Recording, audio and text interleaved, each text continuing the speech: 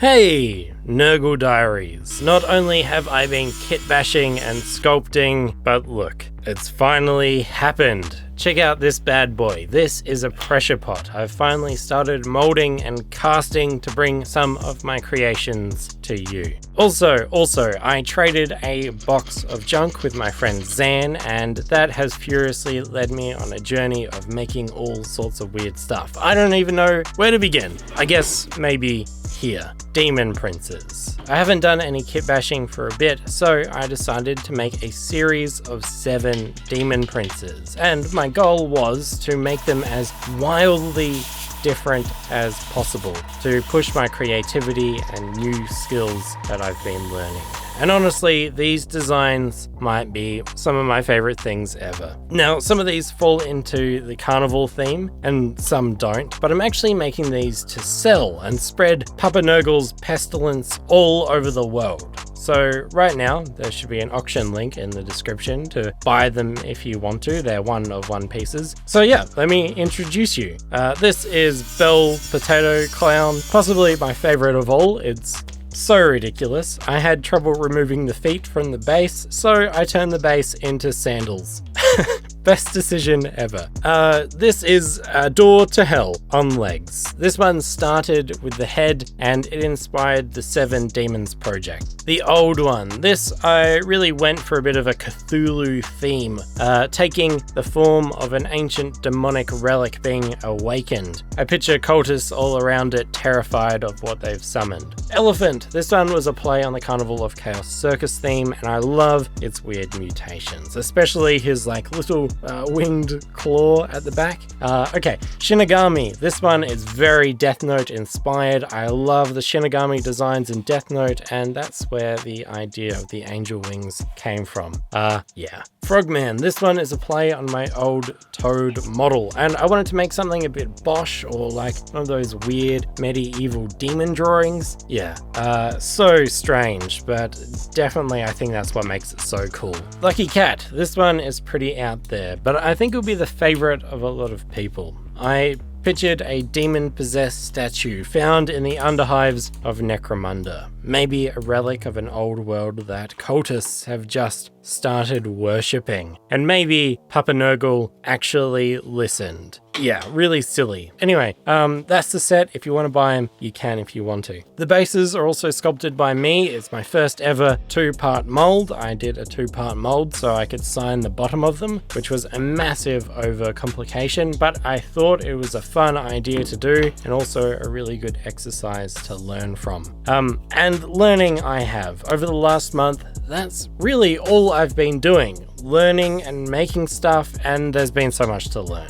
Molding and casting is a whole nother world, but I'm so excited to share everything that I'm discovering. Okay, onto something for my own personal Nurgle army. I have a Toad-themed army for a Warhammer campaign that I'm in at the moment, and I thought a great unclean one represented as a cane toad would be a really badass idea and really different. So I sculpted one from oil-based clay. This stuff doesn't set, and you can't put it in the oven or leave it out to dry, it just won't. But it feels really, really good to sculpt with. Like it reacts to the warmth of your hand and it's all, it's so nice. But you have to make a mold of it and cast it if you want a permanent copy of what you make. But we have the technology now. I have this comically small vacuum chamber. It sucks the bubbles straight out of my silicone and it makes lovely bubble-free molds. This is my pressure pot. It uses compressed air to shrink down the bubbles in the resin while it cures, so the casts are bubble-free.